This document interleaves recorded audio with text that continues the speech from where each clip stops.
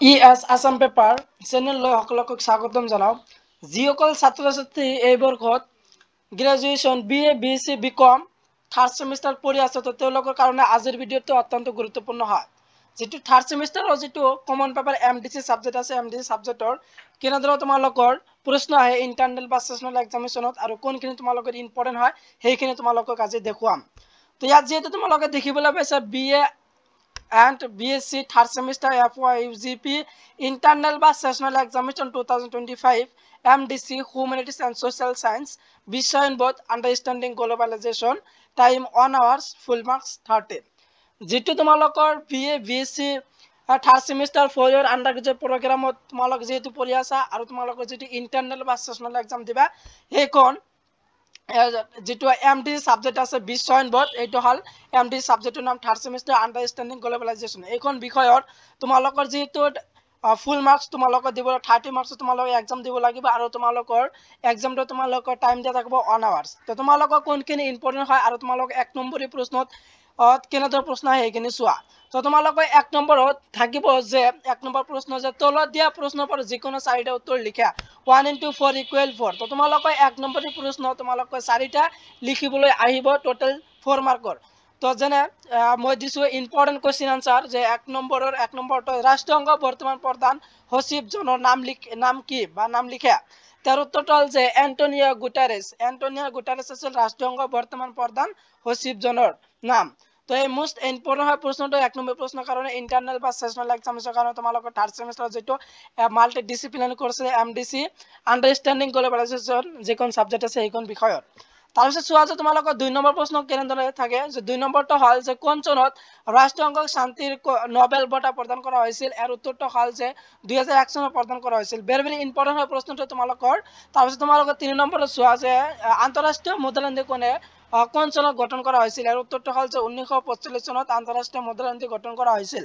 4 number next important প্ৰশ্নটো দিয়া আছে যে বহুজাতিক নিগমৰ যিকোনো এটা বৈশিষ্ট্য লিখি আৰু উত্তৰটো হল যে বহুজাতিক নিগমৰ এটা বৈশিষ্ট্য হৈছে যে ই একাধিক দেশত উৎপাদন বা সেৱা প্ৰদান কৰে। 6 নম্বৰটো সোভিয়েত ব্যৱস্থা বুলিলে কি বুজায় আৰু উত্তৰটো সোভিয়েত ব্যৱস্থা আছিল সোভিয়েত ইউনিয়নৰ ৰাজনৈতিক আৰু অৰ্থনৈতিক ব্যৱস্থা। আৰু 7 নম্বৰটো আছে মিখাইল গৰ্বাচেভ কোন। ভেৰি ইম্পৰ্টেন্ট হয় উত্তৰটো হল যে মিখাইল গৰ্বাচেভ আছিল সোভিয়েত ইউনিয়নৰ শেষৰ জন ৰাষ্ট্ৰপতি। তেওঁ 1985 চনৰ পৰা 1991 চনলৈকে সোভিয়েত ইউনিয়ন নেতৃত্ব দিছিল।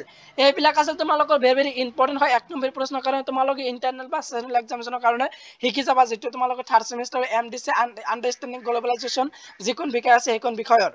তাৰপিছত চোৱা যে তোমালোক 8 নম্বৰ প্ৰশ্নটো আছে 1945 চনত দেশ যে সোভিয়েত ইউনিয়ন সংস্কাৰৰ আগভাগ লয় কোনে মিখাইল গৰ্বাচেভে 1945 চনত সোভিয়েত ইউনিয়নৰ সংস্কাৰৰ আগভাগ লৈছিল। তাৰপিছত তোমালোকৰ 9 নম্বৰটো আছে দ্বিতীয় বিশ্বৰ নেতৃত্ব কোনে দিছিল। দ্বিতীয় বিশ্বৰ নেতৃত্ব মিত্ৰশক্তি আৰু অক্ষয় শক্তিৰ নেতৃত্ব দিছিল। তাৰপিছত চোৱা যে তোমালোকৰ 10 নম্বৰটো বিশ্বায়নৰ উৎপত্তি যিকোনো এটা কাৰণ লিখা। বিশ্বায়নৰ উৎপত্তিৰ এটা প্ৰধান কাৰণ প্ৰযুক্তিগত উন্নতি। তাৰপিছত তোমালোকে চোৱা যে 11 নম্বৰ প্ৰশ্নটো আছে বিশ্বায়নৰ যিকোনো এটা বৈশিষ্ট্য উল্লেখ কৰা। ইয়াৰ উত্তৰটো বিশ্বায়নৰ এটা বৈশিষ্ট্য হল পুঁজি পণ্য সেৱা আৰু মানুহৰ আন্তঃৰাষ্ট্ৰীয় চলাচল বৃদ্ধি। তো এই 11খন তোমালোকৰ যে ইম্পৰ্টেন্ট হয় তোমালোকৰ ইন্টাৰনেল বা সেশনাল এক্সামিনেশনৰ কাৰণে এক নম্বৰ প্ৰশ্নৰ কাৰণে শিকি যাবা। তো তোমালোকৰ ইন্টাৰনেল এক্সামিনেশন এনেদৰে প্ৰশ্ন আহি থাকে বা এইবিলাক আহি থাকে তোমালোকৰ এইবিলাক আহিব মোস্ট ইম্পৰ্টেন্ট তোমালোকৰ 2025 কাৰণে শিকি যাবা। তাৰপিছত চোৱা যে তোমালোকৰ 2 নম্বৰ প্ৰশ্নত যে 2 নম্বৰ প্ৰশ্নত থাকিব যে তলত দিয়া যিকোনো তিনিটা প্ৰশ্নৰ উত্তৰ লিখা। 2 নম্বৰী প্ৰশ্ন তোমালোকৰ তিনিটা লিখিবলৈ আহিছে 2 into 3 = 6। তো 2 মাৰ্কত তিনিটা লিখিবলৈ আহিব টোটাল 6 মাৰ্কত তোমালোকৰ 2 নম্বৰ প্ৰশ্ন আহিব। 2 নম্বৰত থাকিব কোৱেশ্চন নম্বৰ 2 থাকিব। তো 2 নম্বৰ প্ৰশ্নৰ কাৰণে ভেৰি ইম্পৰ্টেন্ট হয় এক নম্বৰটো যে ৰাষ্ট্ৰসংঘৰ নিৰাপত্তা পৰিষদৰ 5টা স্থায়ী সদস্য ৰাষ্ট্ৰৰ নাম লিখা আৰু চীন ফ্ৰান্স ৰাছিয়া যুক্তৰাষ্ট্ৰ আৰু আমেৰিকা যুক্তৰাষ্ট্ৰ। এই 5খন আছে ৰাষ্ট্ৰসংঘৰ নিৰাপত্তা পৰিষদৰ স্থায়ী সদস্য ৰাষ্ট্ৰৰ নাম। ভেৰি ইম্পৰ্টেন্ট হয় 2 নম্বৰ প্ৰশ্নৰ কাৰণে শিকি যাবা।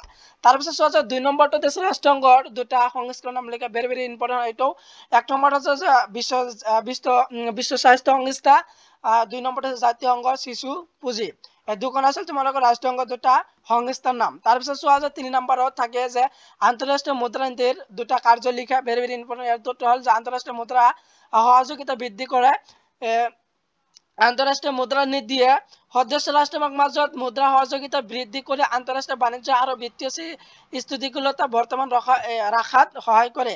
তাৰপিছত দিয়া আছে 2 নম্বৰৰ বিত্তীয় সংকট প্ৰতিৰোধ আৰু সমাধান।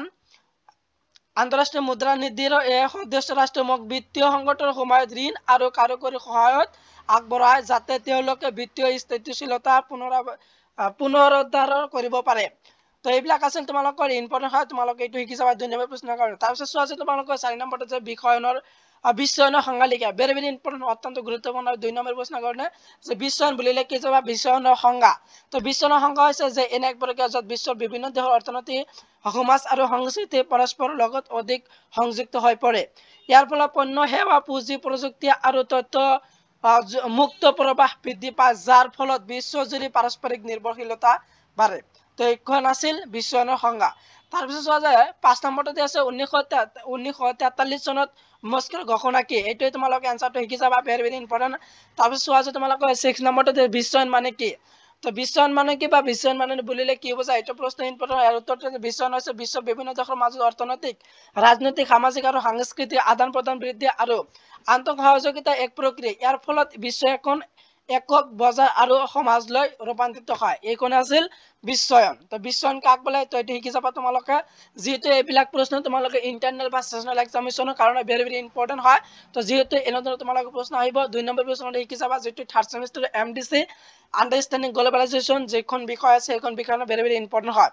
তাৰপিছত চোৱা যে তোমালোকৰ বিশ্বায়নৰ 2টা বৈশিষ্ট্য, এইটো ইম্পৰ্টেণ্ট হয়। বিশ্বায়নৰ 2টা বৈশিষ্ট্য হ'ল যে 1 নম্বৰটো যে আন্তঃৰাষ্ট্ৰীয় বাণিজ্য আৰু বিনিয়োগ বৃদ্ধি, 2 নম্বৰটো তথ্য আৰু প্ৰযুক্তি দ্ৰুত প্ৰসাৰ, এই দুখন আছে বিশ্বায়নৰ 2টা বৈশিষ্ট্য। তাৰপিছত চোৱা যে তোমালোকৰ 8 নম্বৰ প্ৰশ্নটো দি আছে সোভিয়েত ইউনিয়নৰ খণ্ডিতকৰণৰ অৰ্থনৈতিক স্থবিৰতা। তো সোভিয়েত ইউনিয়নৰ খণ্ডিতকৰণৰ অৰ্থনৈতিক স্থবিৰতাৰ বিষয়ে তোমালোক আহিব পাৰে 2 নম্বৰ প্ৰশ্নৰ কাৰণে শিকি যাবা।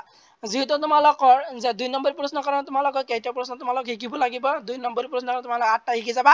ইয়াৰ পৰা যিকোনো তোমালোকে 3টা কমন পাবা, 100% তোমালোকে ইয়াৰ পৰা কমন পাবা। তো তোমালোকে এইবিলাক শিকি যাবা, ইয়াৰ পৰা তোমালোকে কমন পাবা। যেটো থাৰ্ড সেমিষ্টাৰ তোমালোকৰ যেটো আন্ডাৰষ্টেণ্ডিং গ্লোবালাইজেশ্যন যিখন সাবজেক্ট আছে সেইখন সাবজেক্টৰ MDC ইন্টাৰনেল বা সেশনাল ইন্টাৰনেল এছেছমেন্ট বা সেশনাল এক্সামিনেশনৰ কাৰণে এইবিলাক ভেৰি ভেৰি ইম্পৰ্টেণ্ট। ইয়াৰ পিছত চোৱা যে তোমালোকৰ 3 নম্বৰ প্ৰশ্ন কেনেদৰে প্ৰশ্ন দিয়া থাকিব সেইখিনি চোৱা।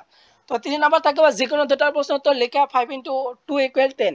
তো 3 নম্বৰ প্ৰশ্ন তোমালোক 5 নম্বৰ প্ৰশ্ন দিয়া থাকিব, সৰ্বমুঠ 2টা তোমালোকৰ লিখিব লাগিব, 10 মাৰ্কস দিয়া থাকিব। তো তোমালোকে 3 নম্বৰ প্ৰশ্ন তোমালোকে দেখিবলৈ পাবা 5 নম্বৰ প্ৰশ্ন, 5 নম্বৰ প্ৰশ্ন তোমালোকে 2টা লিখিব লাগিব, টোটাল 10 মাৰ্কসৰ তোমালোকৰ দিয়া থাকিব। তো তোমালোকৰ 5 মাৰ্কৰ কাৰণে কোনখিনি ইম্পৰ্টেণ্ট হয় সেইখিনি চোৱা। তো 1 নম্বৰটো দি আছে বিশ্ব বাণিজ্য সংস্থাৰ বৈশিষ্ট্যসমূহ বৰ্ণনা কৰা, বিশ্ব বেংকৰ কাৰ্যালয় আলোচনা কৰা 2 নম্বৰটো, আৰু 3 নম্বৰটো যে জলবায়ু পৰিৱৰ্তনৰ সূচকবোৰৰ আঙ্গুলিয়াই দিয়া, আৰু 4 নম্বৰটো যে মিকাইল গাৰ্বাচেভৰ ভূমিকা লিখা, আৰু 5 নম্বৰটো যে সমাজবাদী ব্যৱস্থা বুলিলে কি হৈছে, আৰু 6 নম্বৰটো যে বিশ্বায়নৰ প্ৰভাৱ লিখা। এই 6খন মুঠ 6খন তোমালোকৰ দিছে, ইয়াৰ পৰা তোমালোকে যিকোনো 2টা কমন পাবা, ভেৰি ভেৰি ইম্পৰ্টেণ্ট হয়। যিখন তোমালোকৰ ইন্টাৰনেল বা সেশনাল এক্সাম আছে থাৰ্ড সেমিষ্টাৰ সেইখন পৰীক্ষাৰ কাৰণে এইবিলাক ইম্পৰ্টেণ্ট হয়, যেহেতু এই ধৰণৰ প্ৰশ্ন তোমালোকৰ আহিব। তাৰপিছত চোৱা যে তোমালোকৰ 4 নম্বৰত কেনেদৰে থাকে। তো 4 নম্বৰত দিয়া আছে যে যিকোনো এটা প্ৰশ্ন উত্তৰ লিখা।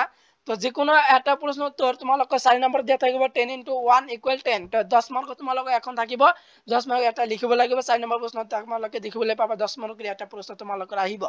তো 10 মাৰ্কৰ কাৰণে কোনবিলাক শিকিবা সেইবিলাক চোৱা যে সোভিয়েত ব্যৱস্থাৰ দুৰ্বলতাৰ আলোচনা কৰা, বিশ্বায়নৰ কাৰণসমূহ আলোচনা কৰা, সোভিয়েত ৰাছিয়াৰ পতনৰ কাৰণবোৰ আলোচনা কৰা, আন্তঃৰাষ্ট্ৰীয় মুদ্ৰা নীতিৰ লক্ষ্য আৰু কাৰ্যালয় আলোচনা কৰা।